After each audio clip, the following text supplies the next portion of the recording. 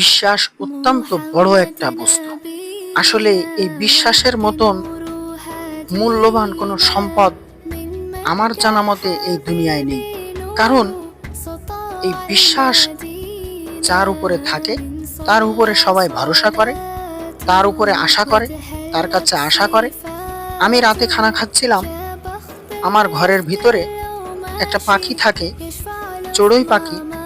এ অনেক দিন যাবৎ এখানে থাকে কিন্তু আসতে সাহস পায় না। হঠাৎ করেই আজ সে আমার খানা খাওয়ার সময় আমার সামনে এসে বসে এবং আমি তাকে খানা দিই, সে খায়। তার ভিতরে একটা আত্মবিশ্বাস আছে যে তাকে আমি কিছু বলবো না, তাই সে কিন্তু বারবার আসছে আর খাচ্ছে। এই জন্য জীবনে কখনো কারোর বিশ্বাস ভাঙবেন না।